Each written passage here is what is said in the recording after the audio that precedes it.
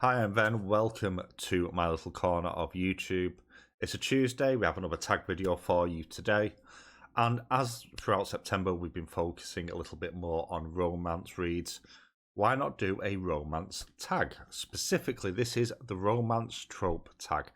Now, I first saw this over on Ash's Infinite Library, which is a blog. I will link the sites down below for you to go and check out.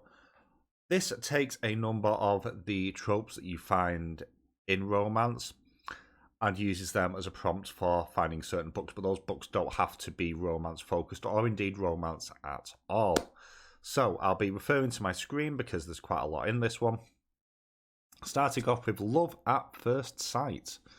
A book you fell in love with almost immediately, and it's The Sunbearer Trials by Aidan Thomas.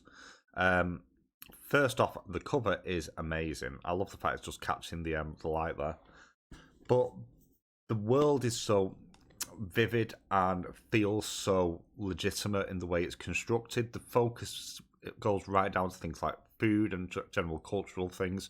But it's the chemistry between the main characters, specifically Teo, who is the point of view character, and the people around them. So especially with like Nia and Aurelio and Zhao as well.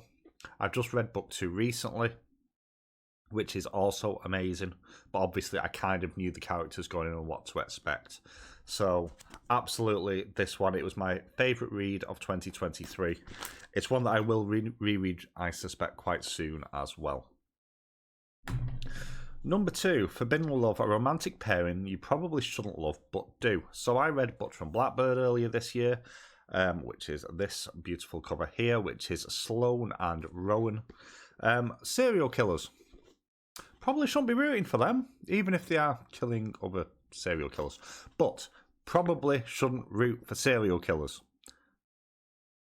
But the chemistry is just so off the charts. Again, the important thing in a lot of like these is going to be chemistry in the main characters. And it's just a sizzlingly good book. They work so well together. Yeah, I'm looking forward to hitting the follow-up all that is different points of view characters. So, number 3, Stuck Together or Forced Proximity, a book you felt pressured to read, be it by a friend, Bookstagram, blogger, etc. Noah, you know what I'm going to say. The Beast by Yenneker Snow. That was an experience. He convinced me to read it. I'd managed to read all of it. I now dislike the word primal because of that book. It was bloody awful. I blame Noah entirely for this. I know he felt a little bit coerced by TikTok. I was coerced by someone I thought was my friend. Anyway, Mistaken Identity, a book that wasn't what you were expecting. Okay, so there's a few options for this, and I had it in front of me, and now oh, there we go, there it is, it's on the computer, that's why. So, A Cup of Tea at the Mouth of Hell by Luke Tarzian. Short story I read in August, and, you know, it's got this cute little demon on the front, you know, it's got quite a fun title, and I didn't expect it to be as deep and introspective as it is, as it focuses down on the idea of anxiety and coping mechanisms of all things. And it put into words some things that I just have never been able to in such a way, and it was one of the most powerful short stories that I've ever read. I highly recommend checking it out. That is A Cup of Tea at the Mouth of Hell by Luke Tarzian. Second Chance Romance, a book or series you enjoyed more the second time around. So this is a tough one because I don't really do rereads very often. So it would probably be the Discworld books in general, because every time I read them, I find something new, and they're my favourite books, generally speaking. The best example of this is probably The Reaper Man, which stands as my favourite one anyway, because every time I read it, there's something new that pops for me that I hadn't picked up before. There's just so many layers to Pratchett's writing, it's just immense. Opposites Attract, a book you love from a genre you don't normally read. So this is a bizarre one. I don't really read a huge amount of history anymore. I used to years ago, but I stopped. But this book, this beauty, by H.W.F. Saggs.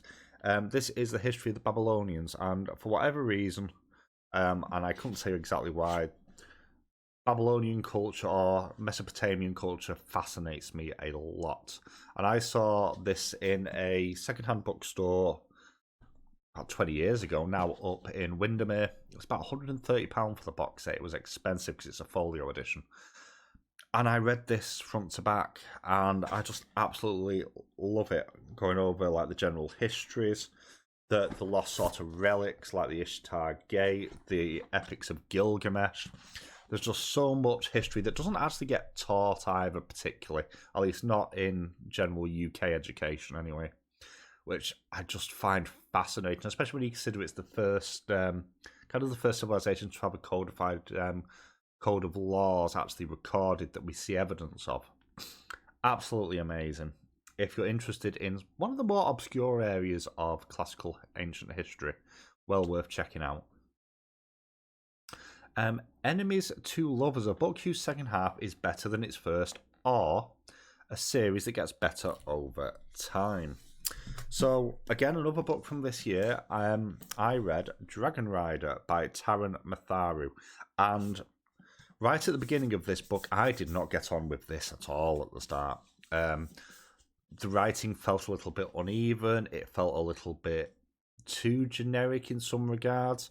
It felt like someone was trying to write for adults but writing in a YA style. And I don't mean that in a good way with some of the word choices. And also it has short chapters, which I don't always gel well with. Past a certain point, though, it started to click and make sense. Either it was because the weird tonal shifts just vanished, or the short chapters made sense for the structure of the story at that point. So I ended up quite liking it in the end. That's Dragon Rider by Taran Matharu. I'm curious to see where it goes from there. Is it my favourite book ever? No. But I was really struggling in the first, quarter to a half of the book. Second half, really, really good, though. Next up, Love Triangle. Your house is on fire and you can only save one series. I mean, it's the Discworld series. It's the most books that I've got in a series. It feels like a bit of a no-brainer.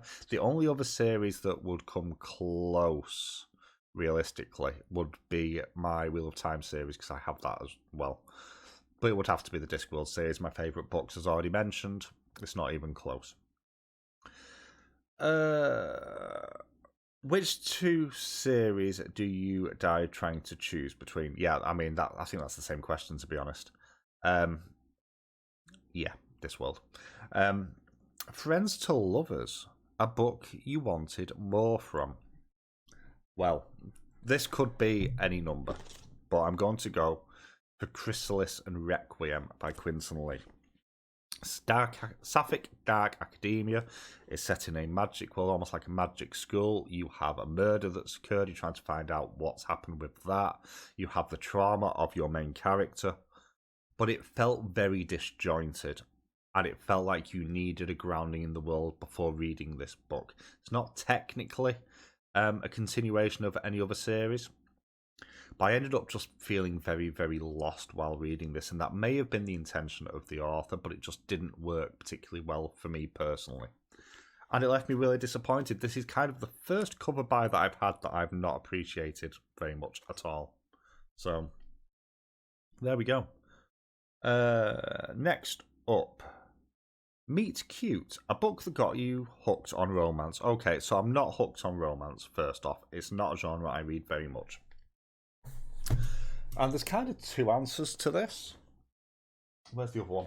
There it is.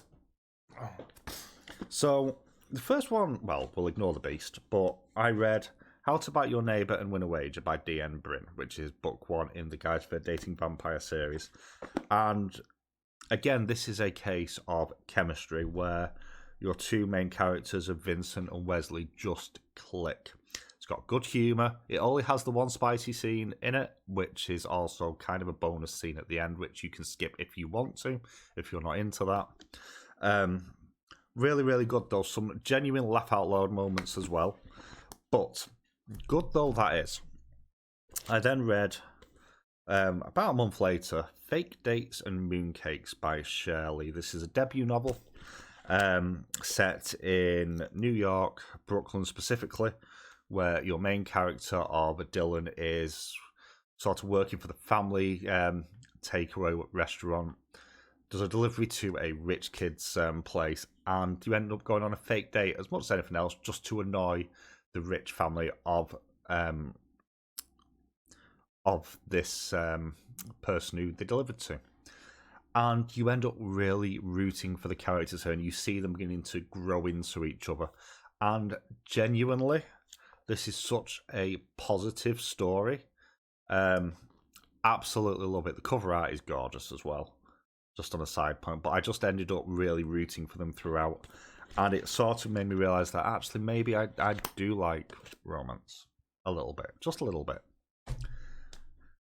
Soulmates. Two characters who are made for each other. And we're going to bounce back into Aidan Thomas now. And we're going to talk about Idriel and Julian from Cemetery Boys.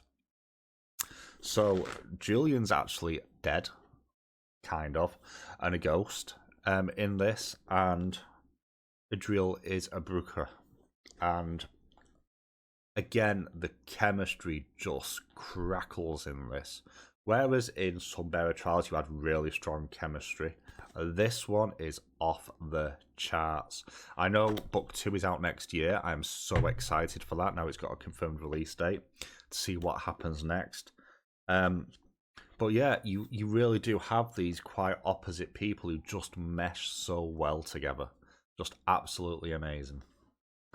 And that leaves us with a bonus one, which is your favourite romance trope and a book that features it. I don't really have a favourite trope in itself. So that's not one that... I've not read enough romance really to have a favourite, so I'm going to skip that one.